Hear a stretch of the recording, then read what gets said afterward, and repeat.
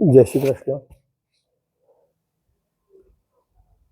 आपण श्रीमद भगवद्गीता आणि महाभारत याचा चिंतन करीत असताना मागच्या वेळेस श्लोक नंबर 8 त्यामध्ये भवान विष्मश्च कर्णश्च रूपश्च समिती जय या श्लोकमध्ये एकूण 7 जे नायक आहेत त्या नायकाची नावं सांगितली होती.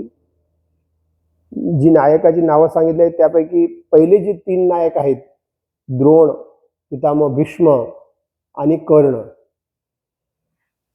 यांचं आपण थोडक्यात पाहिलेलं होतं. आणि तदनंतर त्या ह्याच्यामध्ये महालक्ष्मी, महासरस्वती आणि महाकाली ह्या तिन्ही ज्या शक्ती आहेत, आचार्य द्रोण, पितामह भीष्म आणि कर्ण हे जे श्रेष्ठ शक्त्या आहेत आणि त्या श्रेष्ठ शक्ती जर आपल्याला निर्माण करायची असेल तर ते कशा प्रकारे करता येईल ह्या भूमिकेतून आपण मागच्या वेळेस शक्ती उपासना कोणाकोणाची करावी ह्याचा अभ्यास केला होता. आणि तदनंतर ज्यावेळेस तिघेही म्हणजे पांडव युद्ध करायला सुरुवात करतात, अर्थस्य पुरुषोदास हे जे म्हटलं जातं त्या अर्थ म्हणजे काय ह्याचा पण आपण अर्थ समजून घेतलेला होता. आता आज आपण द्रोणाचार्याचा जन्म किंवा द्रोणाचार्याचे जीवनचरित्र, आज समाजामध्ये जर आपण पाहिलं की आपली इतिहासातली श्रेष्ठ चरित्र आहेत, पण त्या श्रेष्ठ चरित्राबद्दल अनेक शंका आहेत, त्यांच्यावर अनेक आरोप केले जातात. पण ते आरोप पूर्णपणे जे केले जातात ते नाहीसे करता येत नाहीत. आणि जे आरोप केले जाते हेतुपूर्वक केलेले असतात की जेणेकरून ते श्रेष्ठ चरित्राबद्दल आपल्या मनामध्ये दोष निर्माण व्हावा, त्याच्याबद्दल शंका निर्माण व्हावी. ह्या भूमिकेतून आपली जी आहेत चरित्र, मग त्या अनुषंगाने या श्लोकमध्ये जे आचार्य द्रोण आहे या आचार्य द्रोणाचा जे चरित्र आहे ते थोडक्यात समजून घेण्याचा प्रयत्न करूया. कारण काय, कोणतीही चरित्र आपण समजलं आणि व्यवस्थित समजून घेण्याचा प्रयत्न केला तर त्या चरित्राबद्दल, त्या व्यक्तीबद्दल, त्या श्रेष्ठीबद्दल आपल्या मनामध्ये एक प्रकारचा भाव निर्माण होतो. आणि तो जो भाव निर्माण होतो त्या भावामुळे आपल्याला एक प्रकारची जी प्रेरणा मिळते, त्यासाठी चरित्राचा अभ्यास अत्यंत आवश्यक आहे. कारण व्यासमुनींनी किंवा नंतर मग हे जे महाभारतामध्ये श्रीमद भगवद्गीता सांगितली, भगवंतांनी अर्जुनाला गीता सांगितली आणि नंतर मग ती रचयिता आहेत.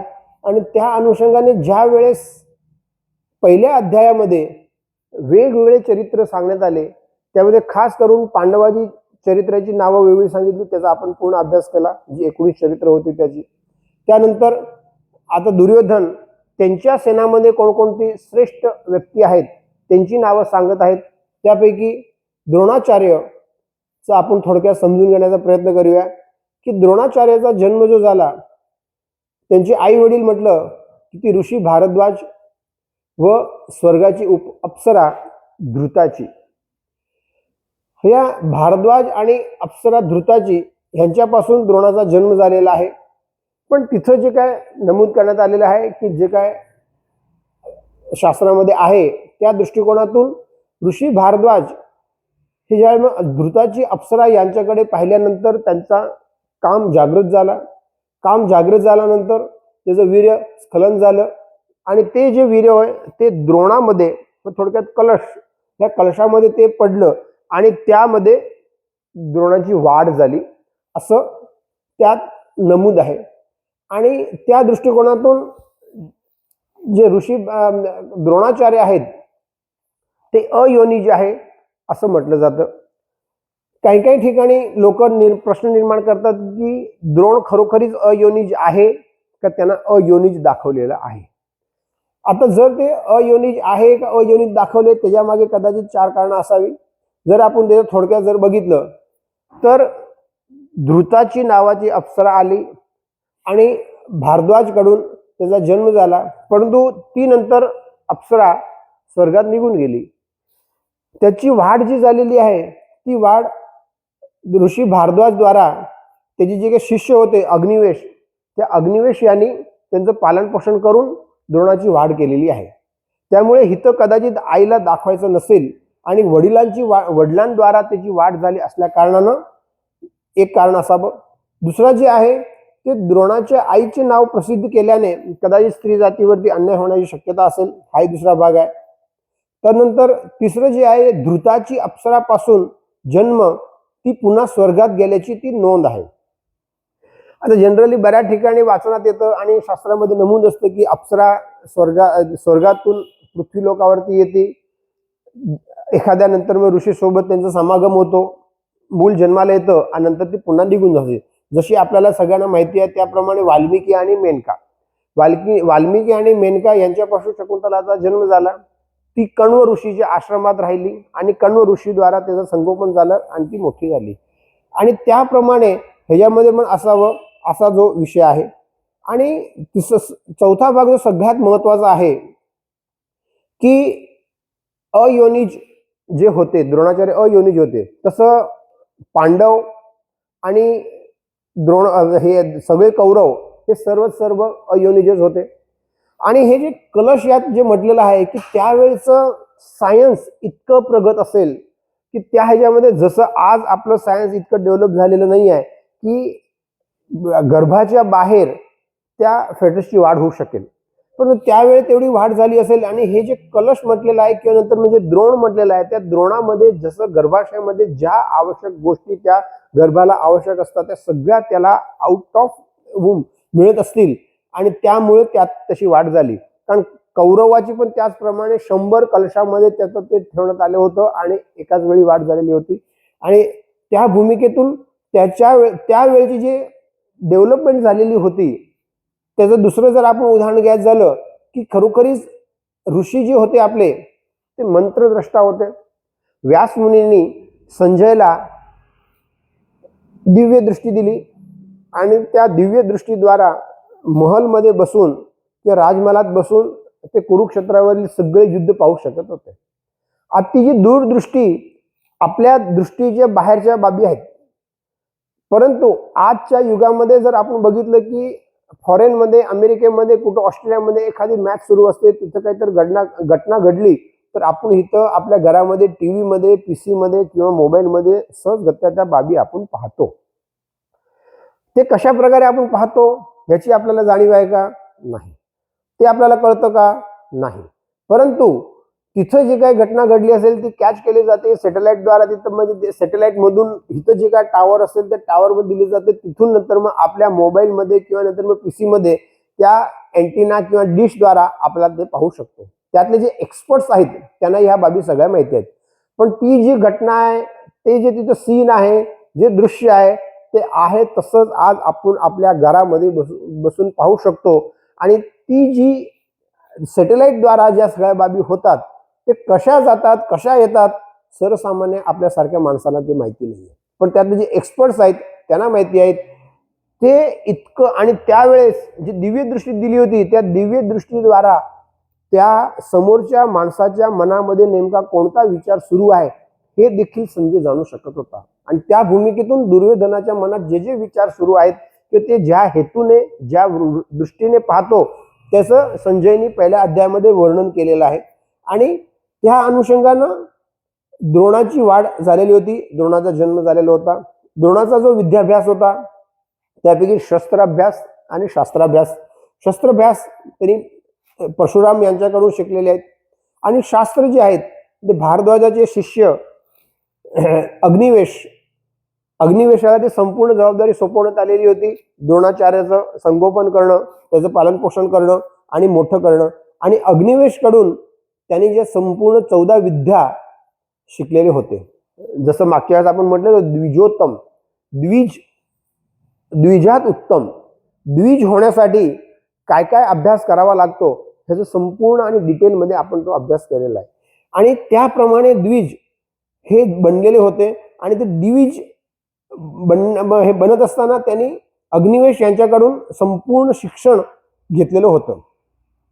आता हे जे विद्या आहेत त्यावेळेस जी गुरुकुलामध्ये विद्या शिकवली जायची त्यामध्ये विद्यार्थी हे गुरुपरायण असायचे. गुरु आणि विद्यार्थी दोघेही विद्यापरायण असायचे. विद्या ही ज्ञानपरायण असायची. ज्ञान हे सेवापरायण असायचे आणि सेवा ही प्रभुपरायण असायची. आता हे सगळ्या गोष्टी आपण सहजगत्या आता बोलून गेलो, पण आजच्या युगामध्ये समजायला अवघड आहे, समजणं कठीण आहे. कारण काय, मुळात आज आपण जी विद्या समजतो, मागच्या वेळेस आपण विचार थोडक्यात केलेला होता.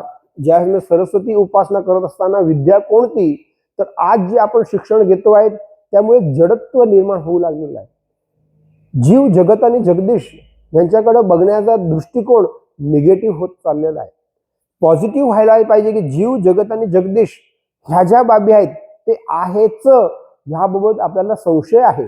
कारण पाश्चिमात्य लोक जे आहेत, पाश्चिमात्य जी काय म्हणजे विचारधारा आहे, त्यांच्या विचारधारेनुसार जगत स्वतः निर्माण झालेलं आहे.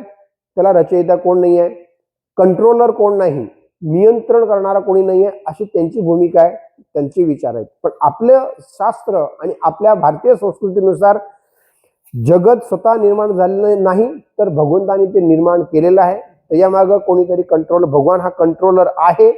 सृष्टी निर्माता करणारा कोणीतरी एक आहे आणि आहेच. हे मूळ जे फंडामेंटल डिफरंट आहे, मूलभूत जो फरक आहे, त्या फरकेनुसार आज जे आपल्याला विद्या किंवा शिक्षण जे दिलं जातं ते शिक्षण पूर्णपणे अब्रॉड आहे, बॉरोड आहे. आणि ते जे बॉरोड शिक्षण आपण घेतोय आणि त्या शिक्षणात आपली जी खरी विद्या आहे ती लुप्त करण्यात आली आणि लुप्त झालेली आहे. पण त्या दृष्टिकोनातून आज जो आपली वे ऑफ थिंकिंग झालेली आहे, जगाकडे, जीवनाकडे बघण्याचा जो दृष्टिकोन झालेला आहे तो पूर्णपणे भोगवादी आहे. त्यामुळं आज विद्यार्थी, कारण त्या विद्यार्थीमध्ये पूर्वी जे गुरुकुलामध्ये विद्यार्थी जायचे शिकण्यासाठी, विद्यार्थी गुरुकुलामध्ये शिकण्यासाठी जायचे, ते विद्यार्थी नसायचे पण शिष्य, गुरु आणि शिष्य याचं नातं असायचं. आणि गुरुकुलामध्ये ज्यावेळेस तो 8 वर्षाचा असताना ज्ञानोपवीत घेऊन तिथे जायचा आणि 15 वर्ष गुरूंच्या ताब्यामध्ये पूर्ण विश्वासाने तो मातीचा गोळा होऊन आलेला असतो, मातीचा गोळ्यासारखा असतो आणि पूर्ण आकार गुरु त्याला देत असते. त्याचे विचार, त्याची दृष्टी, त्याचा स्वभाव, त्याची आवड, त्याची निवड, शारीरिक ठेवण, मानसिक क्षमता, बौद्धिक क्षमता, ह्या सर्वांचा विचार करून त्याला गुरु एक प्रकारचा आकार देत असेल आणि जीवनामध्ये जीवन जगण्यायोग्य त्याला तयार करत असेल. आणि त्या दृष्टिकोनातून ते विद्यार्थी गुरुच्या शब्दाबाहेर नसायचे. गुरु जे सांगेल तो त्याचा शेवटचा शब्द, ते जे सांगतील त्याप्रमाणे ते करायला तयार असायचे. म्हणून हे विद्यार्थी गुरुपरायण होते. आणि गुरु आणि विद्यार्थी दोघेही विद्यापरायण. आज जर आपण बघितलं तर आजचे जे गुरु, जे शिक्षक आहेत, शिक्षक हे गुरु होऊ शकत नाही. शिक्षक आणि गुरुमध्ये जमीन आसमानाचा फरक आहे. गुरु ब्रह्मा, गुरु विष्णू, गुरुदेव महेश्वरा हे आपण जे म्हणतो आहे, मग ते ब्रह्मा, विष्णू आणि महेश हे कशासाठी म्हटलेलं आहे, तर मगाशी जे सांगितलं की एक मातीचा गोळा मुलगा आलेला असतो, मातीच्या गोळ्यासारखा, त्याला पूर्ण आकार देतात. ते ब्रह्मस्वरूप आहे, त्याचं 15 वर्ष पालन पोषण करतात. ते विष्णू स्वरूप आहेत आणि त्याचे जे काही विकार असतात, जे अदरवाईज नको असलेले गुण असतात, ते त्यांना काढून टाकण्यात ते संहार करतात. म्हणून ते शिवस्वरूप असतात आणि त्या दृष्टिकोनातून ते गुरु आहेत. पण आजचे शिक्षक आहेत का असे? आजच्या शिक्षकांना पगार कमी मिळाला तर मोर्चे, बंद, संप हे सुरू आहे. फक्त आणि फक्त पोटाची खळगी भरण्यासाठी जर शिक्षकी करत असेल तर ते गुरु हे होऊ शकत नाही. नंतर टीचर्स डेला आपण त्याला गुरुचं माध्यम दिलं, इट इज अ आदर हा पूर्ण विषय वेगळा आहे. पण ते गुरुच्या स्थानी बसायचं म्हटलं तर पूर्वीचे जे गुरु आणि आजचे जे शिक्षक आहेत ह्यामध्ये जमीन आसमानाचा फरक आहे. ह्या दृष्टिकोनातून आपण सांगत आहोत. कुठल्याही शिक्षकाचं अपमान करण्याचा हेतू नाही आहे किंवा शिक्षक हेही श्रेष्ठच आहेत. परंतु ज्या वेळेस शब्दामागील एक अर्थ असतो, तो अर्थ त्या व्यक्तीला त्याच्या मागची भूमिका न समजून घेता ज्यावेळेस वापरला जातो त्यावेळेस त्याचा अनर्थ होतो आणि तो अनर्थ तसाच राहू लागला की समाजामध्ये अनर्थता वाढत जाते. त्या दृष्टिकोनात पूर्णपणे दृष्टिकोन आपला बदलतो आणि तो बदललेला दृष्टिकोन घेऊन आपण वेगवेगळ्या ठिकाणी काम करतो आणि वेगवेगळ्या ठिकाणी बघतो. ह्या भूमिकेतून हे आपण सांगत आहोत की गुरु आणि शिक्षक ह्याच्यामध्ये काय फरक आहे आणि त्या दृष्टीने गुरु आणि विद्यार्थी हे विद्यापरायण होते. आज विद्या विकली जाती आहे. आपल्या संस्कृतीनुसार विद्या कधीही विक्रीय नाही, विद्येची कधीही विक्री केली जात नव्हती आणि त्या दृष्टिकोनातून म्हणून गुरु आणि विद्यार्थी हे विद्यापरायण होते. तदनंतर विद्या ही ज्ञानपरायण. ज्ञानपरायण संपूर्ण जगाचं जे ज्ञान आहे ते त्या गुरुकुलामध्ये आणि त्या गुरु त्या विद्यार्थ्यांना संपूर्ण जगाचं ज्ञान देत होते. 64 कला आणि 14 विद्या ज्या होत्या ते एकदा घेतल्यानंतर कुठल्याही प्रकारची त्या मुलाला कुठेही आपण दिलं, कुठेही त्याला ठेवलं तर तो उपाशी मरत नव्हता. आज आपल्याला 15 ते 20 वर्ष फक्त म्हणजे ते उपजीविकेची कला शिकण्यासाठी जातात आणि 25-30 वर्षानंतर काय नेमकं करायचं ह्याबद्दलची गतामत नसती. आणि त्या दृष्टिकोनातून आपण म्हणतो की ज्ञानपरायण जी आहे ती ज्ञानपरायण होती. ज्ञान हे सेवापरायण आणि सेवा हे प्रभुपरायण. आता सेवा हा शब्द ज्यावेळेस येतो, ज्ञान आपल्याकडे जे ज्ञान आहे ते कशासाठी वापरायचं तर सेवेसाठी वापरायचं. सेवा कशासाठी करायची तर प्रभू कार्यासाठी करायची. हे दोन भाग फार महत्वाचे आहेत. कारण सेवा हा शब्द आज आपला आला की सर्व्हिस हे डोक्यात येतं. समाज सुधारक सेवा करतात ह्या भूमिकेतून आज आपण पाहतो. किंवा नंतर मग स्वयंसेवक हा एक पूर्ण विषय वेगळा आहे. परंतु सेवा ह्याच्यामध्ये जे म्हटलेलं आहे ज्ञान माझ्याकडे जे आहे ते सेवापरायण असायला पाहिजे. म्हणून माझ्या ज्ञानाचा मोबदला मी कुठल्याही प्रकारे घेणार नाही तर ती सेवायुक्त ठरेल. आज जे आपण सर्व्हिस म्हणतो त्यामध्ये मोबदले घेतले जातात. इव्हन नंतर मग समाजामध्ये आज आपण बघतोय कितीतरी कीर्तनकार, कितीतरी कथाकार ही लोक लाखो रुपये फी घेतात, पैसे घेऊन कथा करतात, अदरवाईज बाकी सगळ्या गोष्टी करतात, मोठमोठे आश्रम बांधतात. मग ते खरोखरी सेवापरायण आहे का? सांगताना सांगितलं जाते की आम्ही सेवापरायण आहे. मोठे मोठे मठाधिपती आहेत ते मठाधिपती ह्याप्रमाणे पैसे घेतात, स्वतःचे आश्रम मोठे मोठे निर्माण करतात आणि हे करतात. आणि जर लाखो रुपये घेऊन ज्ञान देत असेल तर ज्ञानाचा परिणाम येणाऱ्या माणसावरती होत नाही. येणारी व्यक्ती देखील याच भूमिकेतून आलेली असते की ह्यांनी पैसे घेतलेले आहेत आणि आम्हाला फक्त ऐकायचं आहे, विचार जीवनात आणायचे नाहीत.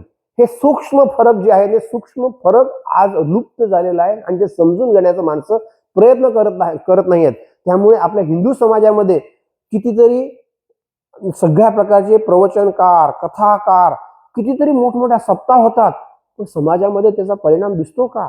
नाही दिसत. का नाही दिसत?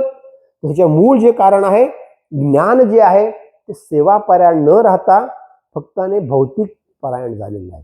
प्रत्येक ठिकाणी पैसा पैसा पैसा दिसू लागलेला आहे. त्यामुळे आणि हे सेवा प्रभुपरायण, मला जी सेवा करायची आहे ती मी प्रभूची सेवा म्हणून करायची आहे. आणि त्या भूमिकेतून पूर्वी सगळ्या ह्या बाबी असायच्या आणि म्हणून लोक जी आहेत प्रभूबद्दल त्यांचा विश्वास असा आहे आणि मी जे काही कार्य करतो आहे ते प्रभूला मध्यात ठेवून, प्रभूला सेंटरमध्ये ठेवून मी कार्य करणार. आज प्रभू सेंटरमध्ये आहे का? कदाचित दाखवलं जातं, परंतु भगवंताच्या अस्तित्वाबाबत 99% लोकांना संशय आहे की खरोखरीच भगवंत आहे का? मानतात, एक्नॉलेजमेंट आहे, एक्सेप्टन्स ऑफ एक्झिस्टन्स बाबत संशय आहे. कारण काय आणि ह्या दृष्टिकोनातून आपण प्रभुपरायण ज्यावेळेस आपण म्हणू त्यावेळी प्रभूबद्दल संशय असेल तर सेवा ही फक्त लोकसेवा होऊन जाते.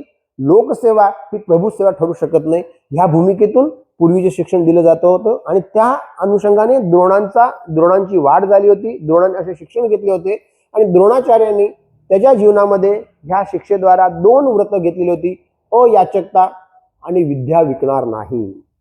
हे 2 व्रत जबरदस्त व्रत होती. अयाचकता, आमच्या जीवनामध्ये जे कोण मोठमोठे श्रेष्ठी लोक भेटलेले आहेत किंवा आलेले आहेत जीवनामध्ये, त्यांच्यापैकी माझ्या वैयक्तिक जीवनामध्ये म्हटलं तर परमपूज्य पांडुरंग शास्त्री आठवले. त्यांनी त्याच्या जीवनामध्ये अयाचकता व्रत घेतलं होतं. श्रीमद भगवद्गीतेमध्ये अनन्याश्रित यंतो माये जना परिउपासते हे जे अभिवचन दिलेलं आहे भगवंतांनी योग क्षेम वहाम्यहम, तुझा योग आणि क्षेम मी वाहेन. आणि त्या विश्वासानं त्यांनी अयाचकता व्रत घेतलेला होता. आणि अयाचकता व्रत जसं द्रोणांचं अयाचकता व्रत होतं त्याचप्रमाणे परमपूज्य दादाजींनी अयाचकता व्रत घेतलं. फक्त घेतलं नाही तर संपूर्ण जीवन त्यांनी तसं जगून दाखवलं. आणि संपूर्ण भारत नसे तर मग संपूर्ण जगामध्ये स्वाध्याय विचार किंवा श्रीमद भगवद्गीता ही श्रेष्ठ का आहे, श्रीमद भगवद्गीतेचेच विचार प्रत्येक शेवटच्या माणसापर्यंत, नंतर तो निर्धन असेल, दरिद्री असेल, श्रीमंत असेल, मोठा कोणी असेल, त्याच्यासाठी माणूस म्हणून जर मला जगायचं असेल तर फक्त आणि फक्त श्रीमद भगवद्गीतेचेच विचार का आवश्यक आहे हे दादाजींनी संपूर्ण जगाचा अभ्यास करून अभ्यासाअंती ते सांगितलं. आणि ते प्रयोगाद्वारे सिद्ध करून दाखवलेलं आहे. आणि ते त्याच्या मागीची ही हे व्रतनिष्ठता जी होती ती अयाचकता आणि विद्या विकणार नाही. जे आपल्या संस्कृतीने हे जे दोन बाबी सांगितलेल्या आहे की मी विद्या विकणार नाही आणि अयाचकता व्रत, दादाजींच्या जीवनामध्ये पण आपण बघितलं तर त्यांनी कधीही विद्या विकलेली नाही. शास्त्री होते स्वतः, संपूर्ण जगाचा संपूर्ण शास्त्राचा अभ्यास केलेला होता. परंतु जे काय त्यांनी अभ्यास करून विकण्यासाठी विद्या विक्री केलं नाही. त्यांचं अपॉइंटमेंट विथ गॉड फक्त त्यांनी जे काय शिकलेलं आहे भगवंताला प्रसाद म्हणून, भगवंतासमोर तुझ्यासाठी हे मी करतो आहे, एक जीवन हे यज्ञीय कार्य म्हणून त्यांनी संपूर्ण जीवन जगून दाखवलं. आणि त्या दृष्टिकोनातून द्रोणाचार्यांनी पण आपल्या जीवनाची सुरुवात केली होती ज्यावेळेस ते आले होते. परंतु ते द्रोणाचार्य आपल्या जीवनामध्ये अयाचकता व्रत आणि विद्या विकणार नाही हे पाळू शकले नाही. कारण त्याचा पुत्र मोहामुळं त्यांच्या ह्या दोन्ही प्रतिज्ञा ज्या होत्या ते भंग पाडल्या किंवा दोन्ही प्रतिज्ञा त्यांना तोडणं भाग पडलं. कारण त्यावेळेस जी परिस्थिती निर्माण झाली होती ह्याच्यामध्ये आपण म्हणतो की दुर्लभे भारत जन्म, आणि दुर्लभे भारत जन्म आपण म्हणत असताना भारतामध्ये ब्राह्मण संस्था आणि भगवंताचे महत्व वाढवण्यासाठी सतत ती कार्यरत होती. आज जे आपण ब्राह्मण म्हणतो त्या अर्थाने ब्राह्मण घ्यायचे नाहीत. कारण पूर्वी या आपल्या पूर्वीच्या चिंतनामध्ये स्पष्टपणे आपण म्हणलेलं आहे ब्राह्मण कोण आहे, ब्रह्मचर्यती इति ब्राह्मण, ब्रह्माला जो घेऊन जातो, विचाराला जो घरोघरी घेऊन जातो तो ब्राह्मण आहे. त्या दृष्टिकोनातून हे ब्राह्मण संस्था त्यावेळेस निर्माण केलेली होती. आणि ती ब्राह्मण संस्था अयाचकता व्रत विद्या विकत नव्हती आणि श्रेष्ठ मानव बनावं या भूमिकेतून ते सतत कार्यरत असायची आणि भगवंताचं महत्व वाढवण्याचा प्रयत्न ती करत होती. आज समाजामध्ये भगवंताचं महत्व कमी झालं पण गुरुचं महत्व वाढवण्यात आलेलं आहे. गुरु स्वतःचं महत्व वाढवू लागलेले आहेत. प्रत्येक जण व्यक्ती स्वतःचं महत्व वाढवू लागलेली आहेत आणि भगवंताचं महत्व कमी झालेलं आहे. आपली भारतीय संस्कृतीमध्ये सेंटरमध्ये भगवान गुरु असेल, गुरु आहे, श्रेष्ठ आहे, परंतु भगवंतामुळे ते श्रेष्ठ आहे. त्यामुळे भगवंताचं पद ते कधीही घेऊ शकत नाही हे काळ्या दगडावरची रेषा आहे. परंतु आज जे आपण समाजामध्ये पाहतोय भगवंतावरती अविश्वास झाला, भगवंतावरती विश्वास कमी झाला, त्यामुळे गुरुचं महत्व वाढलं आणि गुरुला मानू लागलेले आहेत आणि त्याचे मिसयूज आणि एक्सप्लॉइटेशन आज आपण समाजामध्ये पाहतो आहोत. त्यानंतर म्हणून हे जे भारतात जे झालेले आहेत त्या पुत्रमोहामुळे आपण बघितलं, पुत्रमोहामुळे जे अयाचकता व्रत होतं ते त्यांना तोडणं भाग पडलं. कारण द्रोणाचार्य इतक्या गरीब अवस्थेत होते की त्यांना ते जेवायला पण नसायचं, खायला नसायचं, त्यामुळे दूध त्यांच्याकडे नसायचं. जे पीठ होतं त्या पिठामध्ये पाणी टाकून त्याचा जो मुलगा त्या मुलाला द्यायचं आणि मुलगा आनंदाने प्यायचा की मला दूध मिळालेलं आहे, पण प्रत्यक्षात ते पिठात पाणी टाकून ते पेत असेल. इतकं दारिद्र्य द्रोणाचार्यकर होतं. म्हणून हे दारिद्र्य कमी करण्यासाठी त्यांनी प्रथम आपले जे गुरु होते शास्त्रविद्या ज्यांनी शिकले त्यांच्याकडे परशुरामकडे गेले. पण परशुरामने त्यावेळेस ज्यावेळेस मी गेले त्यापूर्वीच सर्व दान यज्ञ केलेला होता, त्यामुळे त्यांच्याकडे काही नव्हतं. त्यांनी म्हटले फक्त माझ्याकडे एकच आहे ते अग्नेय शास्त्र, मी ते तुम्हाला देतो. आणि त्यांनी अग्नेय शास्त्र दिलं. तदनंतर द्रुपद हा त्याचा क्लासमेट गुरुकुलामध्ये होता. त्या गुरुकुलामध्ये असताना त्यांनी त्याप्रमाणे मागणी केली होती. त्या दोघांनी द्रुपदाकडे एकमेकाला वचन दिलं होतं. द्रुपदाने सांगितलं होतं माझ्याकडचं निम्म राज्य मी तुम्हाला देईन. आणि त्यामुळं आपला मित्र आहे आणि मित्र आहे म्हणून तो त्याच्याकडे गेला, परंतु द्रुपद त्यावेळेस राजा झालेला होता आणि त्यांनी अपमान करून त्याचं काढून टाकलं आणि त्या परिणामी क्रोध आणि द्वेष द्रोणाचार्याच्या मनात निर्माण झाला. इतके जे द्विजोत्तम होते, द्विजामध्ये उत्तम होते, विद्याभ्यास केलेले होते, फक्त आणि फक्त पुत्रमोहामुळं, हे पुत्रमोहामुळे धृतराष्ट्राचा पुत्रमोहामुळं संपूर्ण महाभारत घडलं आणि द्रोणाचार्याच्या पुत्रमोहामुळे त्यांची वैयक्तिक ज्या प्रतिज्ञा होत्या त्या वैयक्तिक प्रतिज्ञा त्यांना तोडणं भाग पडलं आणि नंतर ते अपमान जो झालेला होता, अपमानाचा बदला घेण्यासाठी शेवटी ते कृपाचार्य जे आपले मेहुणे होते ते हस्तिनापुरात होते आणि त्या ठिकाणी तिथं गेले. तिथं नंतर मग ते राजकुमार येऊन खेळत होते. खेळत असताना त्याचा चेंडू विहिरीत पडला. विहिरीतून बाहेर काढण्यासाठी द्रोणाचार्य तिथं होते. त्यांनी मंत्रानं तो चेंडू बाहेर काढून दाखवला आणि नंतर ती मुलं पितामह भीष्माकडे गेली. मुलं म्हणजे कौरव आणि पांडव. तिथं गेली आणि तिथं पितामह भीष्मांना सांगितले की असा असा एक ब्राह्मण आलेला आहे, श्रेष्ठ आहे, आणि त्यांनी अशा प्रकारे करून दाखवलं. पितामहांना सगळ्या गोष्टी माहिती होत्या. त्यांनी म्हटले हे बाकी कोण नसले तरी म्हणजे हे द्रोणाचार्य आहेत. ते स्वतः तिथं आले. त्यांना अगदी सन्मानानं राजमहालात घेऊन गेले. घेऊन त्यांना तिथं बोलवून आणि राज आचार्य म्हणून त्याची नेमणूक केली. चाकरी आणि नोकरी. आपल्या भारतीय संस्थेमध्ये नोकरी हे तृतीय आहे. शेती श्रेष्ठ, धंदा व्यवसाय जो आहे दुय्यम आणि नोकरी तृतीय म्हणजे कनिष्ठ हे आपण म्हणतो आहे. कारण चाकरी किंवा नोकरी आली की माणसाला मन मारावं लागतं. इन्फिरियर कॉम्प्लेक्स, सुपिरियर कॉम्प्लेक्स तिथं येतातच. मन मारून त्याला राहावं लागतं. ह्या भूमिकेतून आपल्या भारतीय संस्कृती शक्यतो नोकरी करू नये, नोकरी करावी, सेवा कशी आहे हे वेगवेगळे त्याचे अँगल्स आहेत. तो पूर्ण एक विषय वेगळा आहे. पण नोकरीमुळे आपलं इन्सल्ट होतं, आपल्याला इन्फिरियर कॉम्प्लेक्स निर्माण होतात. ह्या सगळ्या बाबी आहेत आणि त्यामुळं तिथं द्रोणाचार्य आपलं सगळं जे अयाचकता व्रत होतं ते अयाचकता व्रत त्यांना मोडणं भाग पडलं. विद्या विकणार नाही, तिथं विद्या ते विकत नव्हते, परंतु तिथे नोकरीसाठी आले तर शेवटी त्यांनी जसं राजा सांगतात त्याप्रमाणे त्यांना करणं भाग पडत होतं. त्या दृष्टिकोनातून त्या ठिकाणी लाचारीने ते स्वीकारली होती आणि त्या भूमिकेतून शेवटी जे आपण समाजामध्ये बघतो की द्रोणाचार्यावरती आरोप आहेत. ते आरोप कुठले आहेत? काही काही तर एकलव्याला त्यांनी शिक्षण दिलं नाही. अर्जुन आणि त्यांच्या दरम्यान त्यांनी भेदभाव केला आणि भेदभाव केला असल्या कारणानं त्याच्यावरती हे एक आरोप आहे. खरं सांगायचं झालं तर सुरुवातीला एकलव्याने प्रवेश घेतलेला होता. तदनंतर त्यांना कळालं की हिरण्यधनूचा हा मुलगा आहे आणि हिरण्यधनू हा भोगवादी राजा आहे आणि विद्येचा गैरवापर करण्याची शक्यता आहे.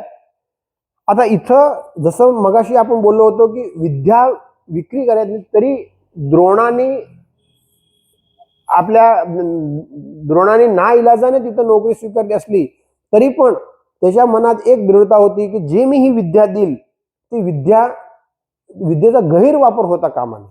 कारण विद्येचा भोगासाठी वापर होता कामा नये, ज्ञानासाठी त्याचा वापर व्हायला पाहिजे. आणि त्या दृष्टिकोनातून की हे जे हिरण्यधनूचा मुलगा होता, हिरण्यधनू हा पूर्णपणे भोगवादी राजा होता आणि भोगवादी असल्या कारणानं जे मी आता काय त्यांना शिक्षण जर मी दिलं याला एकलव्याला तर ते भोगासाठी वापरेल, त्याचा मिसयूज होईल, गैरवापर करेल आणि भौतिक दृष्टिकोनातून त्याचा वापर होईल. म्हणून त्यांनी त्याला शिक्षण द्यायचं नाकारलं. पहिला भाग. दुसरा भाग जो आहे गैरवापर, पिंडगत संस्कार आणि परंपरागत संस्कार हे दोन्ही फार मोठे विषय आहेत. ते पुन्हा नंतर ह्या अध्यायामध्ये येईल त्यावेळेस पुढे बघू. मग त्या ह्याच्यामध्ये जे एकलव्याचे पिंडगत संस्कार आणि परंपरागत संस्कार होते ते पाहिल्यानंतर मग त्यांनी ते नाकारलेलं होतं. आणि दुसरा जो भाग आहे की एकलव्यांचा अंगठा त्यांनी गुरुदक्षिणा म्हणून घेतला. आपण आता शाळेमध्ये किंवा अन्य ठिकाणी आपण पाहिलेलं आहे की ते एकलव्यांनी द्रोणाचार्याची मूर्ती तयार केली, मूर्ती तयार करून त्याच्याकडनं त्यांनी शिकलं. पण काही काही गोष्टी बुद्धीला न पटणाऱ्या आहेत. फक्त एकलव्याची मूर्ती समोर असेल तो कसा शिकेल हा भाग आपल्याला सहजगत्या येतो. परंतु एकलव्याचा अंगठा त्यातले जे ठराविक बाबी ज्या मिस केल्या जातात किंवा जे ऍबसेंट आहेत तो कोणत्या आहेत तर जसं मूर्ती तयार करून शिकावं असं आपण म्हणतो. पण मूर्ती म्हणजे काय? मनुष्य रूपाची मूर्ती हे एक भाग आहेच, पण त्याशिवाय अक्षर मूर्ती, आपल्या संस्कृतीने अक्षर मूर्ती पण सांगितलेली आहे. जसं वाल्मिकीचं रामायण हे अक्षर मूर्ती आहे. कुणाचं? वाल्मिकीचं. तेचप्रमाणे महाभारत हे अक्षरमूर्ती आहे. कुणाचं? तर व्यासमुनीचं. त्यानुसार द्रोणाचार्याचं अक्षरमूर्ती जी होती ते काय? धनुर्विद्या. मग ते एक मोठा ग्रंथ होता धनुर्विद्या.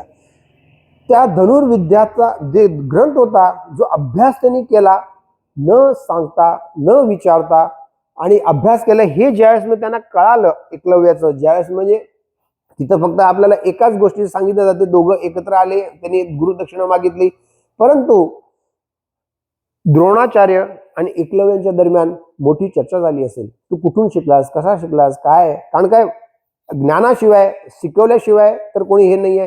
ज्ञानासाठी पुस्तक किंवा नंतर मग तो सांगणारा, ह्या बाबी जे शास्त्र आवश्यक आहेत ते कुठून कशा मिळाले ह्यांच्या दरम्यान मोठी चर्चा झाली. चर्चा झाल्यानंतर त्यांना कळालं असेल की ह्याच्याप्रमाणे हे जे आहे चोरून त्यांनी धनुर्विद्या शिकलेला आहे, आणि त्यामुळे फसून जर धनुर्विद्या घेतली असेल तर त्याला परत देणं भाग आहे.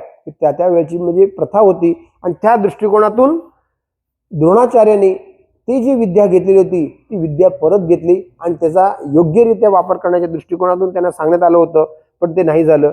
आणि ह्या अनुषंगानं त्याच्यावरती जे आरोप आहे की फक्त आणि फक्त अर्जुनला त्याने श्रेष्ठ धनुर्धर व्हावा त्यासाठी त्यांनी एकलव्याला शिक्षण दिलं नाही, तसं नाही आहे. जर खरोखरी तसं असतं तर द्रुपदचा मुलगा द्रोणाचार्याकडे शिकण्यासाठी आलेला होता, दृष्टद्युम्न. द्रोणाचार्यांना माहिती नव्हतं का की हा माझा शत्रूचा मित्र आहे? कारण त्याला मी बंदी करून आणलेलं होतं अर्जुनाद्वारा द्रोणाचार्याने त्याचा द्वेष कमी करण्यासाठी, आणि ज्यांच्या बंदी करून आणलेलं होतं, आणि खास करून द्रुपदनी द्रोणाचार्याला मारण्यासाठी यज्ञ केलेला होता, आणि त्यामध्ये द्रौपदी आणि दृष्टद्युम्नला निर्माण केलेलं होतं. तरी देखील द्रुपदनी द्रोणाचार्याच्या आश्रमामध्ये शिकवायला पाठवलं होतं, आणि ते गुरुकुलामध्ये दृष्टद्युम्नला सगळ्या विद्या दिल्या. मग जर खरोखरीच द्रोणाचार्य संकुचित वृत्तीचे असते तर जी व्यक्ती पुढं भविष्यात मला मारणार आहे याची ठाम खात्री होती तर तो त्याला देईल का विद्या? पूर्णपणे त्याला शिकवेल का? पण ह्याच्यामध्ये पूर्णपणे त्याला शिकवलं, पूर्णपणे त्याचा दृष्टद्युम्नला सगळी विद्या दिली, आणि विद्या दिली ह्याचंच कारण आहे, गुरुकुलमध्ये आलेला कोणताही विद्यार्थी असेल, फक्त तो जर विद्या विकणारा नसेल, भोगवादी नसेल, परंपरेनं जर पुढे घेऊन जाणार असेल तर मी त्याला विद्या देईन, ह्या भूमिकेतून त्यांनी ते दृष्टद्युम्नला शिकवलेले होते. आणि ह्या अनुषंगानं हे द्रोणाचार्याची संकुचित वृत्ती जी मुळातच नव्हती की एकलव्याला जाणीवपूर्वक त्यानं टाळलं आणि अर्जुनाला शिकवलं, आणि हे त्याच्यावर जे खोटे आरोप आहेत ते आपण म्हणजे पुसणे आवश्यक आहेत. त्यानंतर मग युद्धाच्या वेळेस फक्त आणि फक्त काही काही म्हणतात कौरवाला का मदत केली, तर ते कौरवांना मागच्या वेळेस आपण म्हटलं होतं त्याप्रमाणे कौरवाला माहिती होते की पांडवाला आम्ही जिंकू शकणार नाही, त्यामुळे सर्व कौरवांनी मिळून द्रोणाकडनं प्रतिज्ञा घेतलेली होती, तुम्ही आमचा जीव वाचवणार, तुम्ही आम्हाला पांडवाकडून मारू देणार नाही. आणि त्या प्रतिज्ञेपोटी त्यांनी अभिमन्यूला जे कसं मारायचं हे सांगण्यात आलेलं होतं. आणि असे हे जे श्रेष्ठ चरित्र जे होतं तर श्रेष्ठ चरित्र त्यावेळची सामाजिक स्थितीमुळं पूर्णपणे फक्त एक द्रोणाचार्य, एक गाय दुधासाठी ते त्यांना दूध मिळत नव्हतं, पण त्यावेळेस मी इतके जे राजे होते त्यांना ते एक गाय देऊ शकले नव्हतं. त्या जी सामाजिक तत्कालीन परिस्थिती जी होती त्या परिस्थितीमुळे माणूस कसा हे निर्बल होतो, कसा पूर्णपणे नंतर अपहत होतो, आणि त्याला लाचारी स्वीकारावी लागती. आणि त्याचं चरित्र त्या अनुषंगाने व्यासमुनींनी हे रंगवलेलं आहे, हे व्यासमुनींनी सांगितलेलं आहे. पण त्या भूमिकेतून श्रेष्ठ द्रोणाचार्य होते, द्रोणाचार्य जे गुण आहे ते आपण आपल्या जीवनामध्ये आणण्याचा प्रयत्न करू, आणि जीवनात आणून त्याप्रमाणे जीवन जगण्याचा प्रयत्न करू, आणि त्यासाठी शक्ती आणि बुद्धी भगवंत आपल्याला देव. इतकं बोलून माझं भावपुष्प भगवंताचे अर्पण करत आहे.